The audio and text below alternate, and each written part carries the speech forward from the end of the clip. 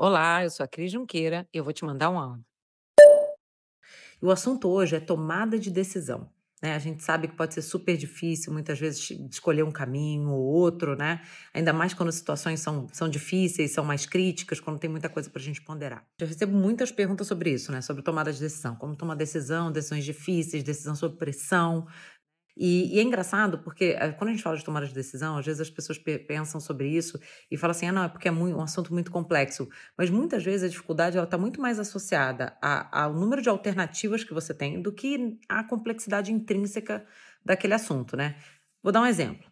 Às vezes a gente está pensando sobre uma situação, a gente está preocupado, né, e a gente está, ali, lidando, né, e em conflito por causa de uma situação muito difícil. Mas às vezes a gente para pensar e a gente não tem alternativa. A gente só está sofrendo porque de fato é uma situação difícil, mas decisão não tem nenhuma, a decisão está tomada, né, você só tem uma opção que é lidar com aquela situação, você não tem uma decisão, adicional para tomar. Então nesse sentido, do seu ponto de vista da decisão, a decisão não é difícil, certo? Porque na verdade você não tem alternativa, né, então não tem nem decisão.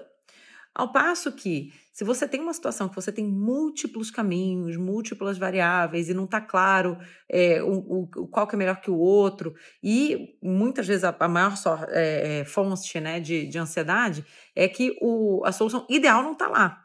E, gente, isso é a maioria das vezes, né?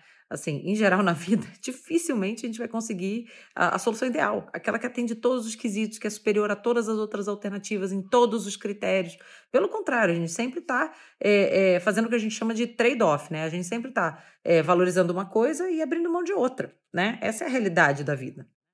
E é justamente esse julgamento, né? A gente usar o nosso bom senso, né? A nossa capacidade de tomada de decisão para avaliar os caminhos, né? E o que a gente vai estar recebendo e o que a gente vai estar abrindo mão, que é a beleza de você tomar boas decisões. Então, vou dividir aqui um pouco com vocês sobre algumas dicas que me ajudam a tomar melhores decisões. Bom, gente, a primeira dela é respirar fundo e tomar perspectiva, né? Porque muitas vezes a gente está ali no calor do momento, a gente sabe que tem uma decisão que precisa ser tomada, a gente está sob pressão, a gente tem um prazo, e às vezes a gente quer resolver aquilo logo, né? O que é ótimo, né? É ótimo a gente ter esse senso de urgência.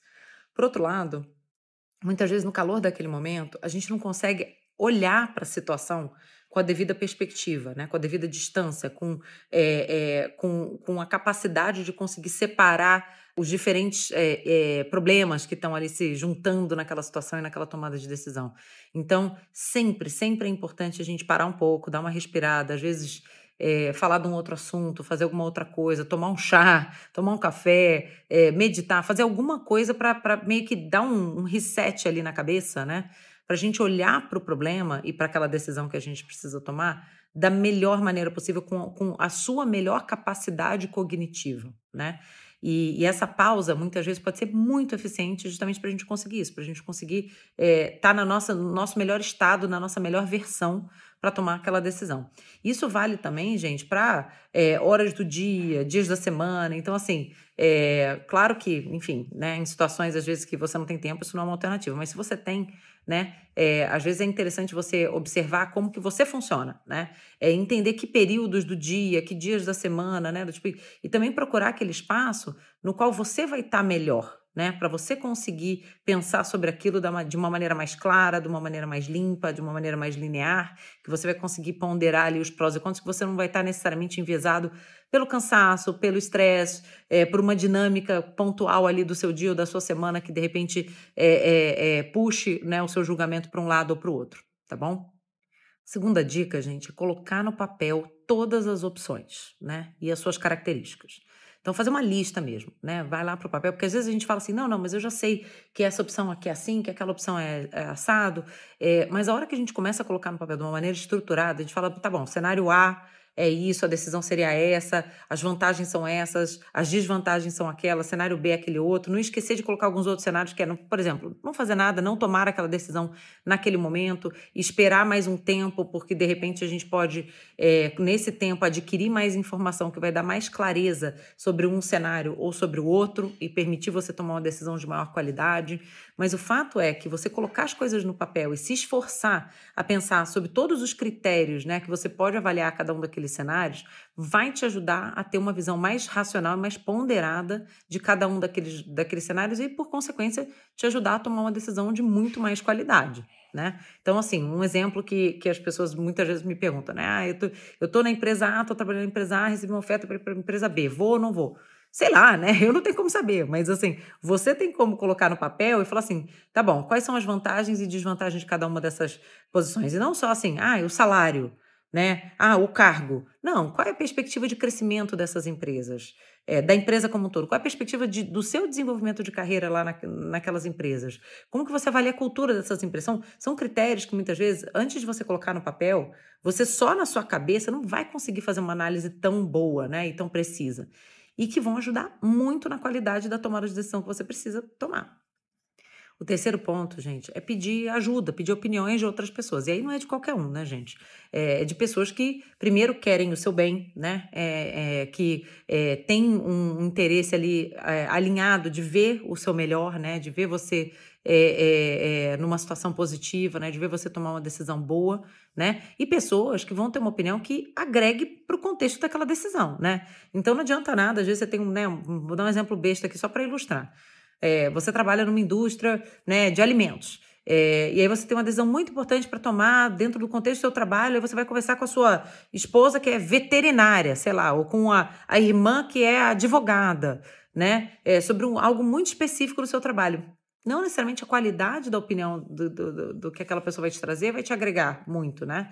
Então, acho que pensar no contexto de cada decisão pode ser super interessante entender quem são as pessoas que podem te agregar mais. E ao mesmo tempo que a sua esposa veterinária e a sua irmã advogada podem ajudar muito quando você estiver ponderando outras decisões de vida, né? Sai da empresa A para a empresa B, considerando diversos fatores, né? São coisas que muitas vezes pessoas que te conhecem bem, né? Que conhecem o que importa para você e o que te faz feliz, podem ajudar muito nessa tomada de decisão. E podem também ajudar, gente, a pensar em outros cenários que de repente você não viu, né? Que de repente você está tão próximo ali do problema que você não pensou numa alternativa que às vezes uma pessoa olhando de fora consegue pensar. Então, muito valor, muito interessante a gente trazer algumas opiniões, de novo, qualificadas, né? De pessoas que a gente considera, né? Não de qualquer um, para ajudar a gente na tomada de decisão. Uma outra dica, gente, é entender e escolher o melhor processo de tomada de decisão, né? Porque é muito engraçado. Muitas vezes a gente tem decisões urgentes, que aí a gente não tem muita alternativa, né? A gente tem que tomar uma decisão rápida, mas a gente tem muitas decisões importantes que a gente não se dedica, né, ao processo de tomada de decisão até que a gente se vê numa situação que ela se torna urgente, né? Então, assim, quanto antes a gente conseguir se planejar sobre decisões, principalmente decisões maiores que vão impactar a sua vida, às vezes de novo, trocar de carreira, trocar de cidade, mudar de país, né? Ou decisões relacionadas até a relacionamentos, a planejamento familiar, né? A se mudar, enfim, né? Comprar um apartamento maior ou ter mais um filho, né? São coisas que, quanto mais você entender o processo de tomada de decisão, que variáveis você precisa avaliar, e quanto mais tempo você dedicar, tempo de qualidade você dedicar para aquilo, melhor a qualidade da sua decisão, né? E a gente precisa tomar cuidado com o processo, porque tempo não necessariamente significa qualidade, né? Tem um estudo da McKinsey que fala que 60% do tempo alocado, isso no contexto corporativo, né, de grandes empresas, para tomar as decisões é ineficiente, serve para nada, né? Não agrega e não ajuda a gente a tomar decisões melhores, né? Então, de novo, pensar no processo de tomada de decisão, mas com qualidade, né? Se dedicar a ele, sim, com certeza, com antecedência, mas com etapas que de fato vão trazer informações ali pertinentes e que vão ajudar uma tomada de decisão melhor. E a última coisa, gente, é sobre confiar no seu instinto, né? Na sua vozinha interior lá, né?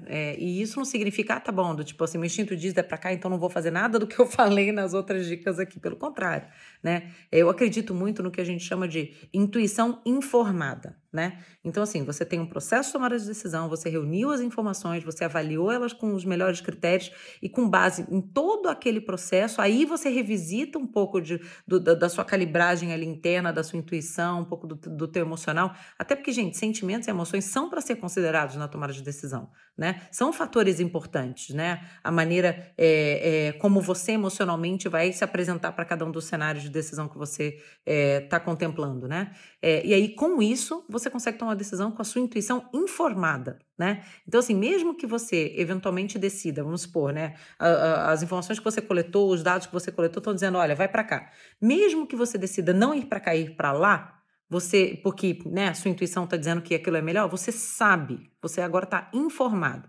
Você está informado das vantagens, das desvantagens, dos riscos, das coisas que você vai ter que mitigar nesse cenário, que, né, parece que não era o mais recomendado, e você não se joga nele desinformado, você, entra nele de olhos abertos, né, sabendo o que você vai esperar, sabendo quais são as desvantagens e preparado para aceitá-las se é isso que você realmente quer para você, né.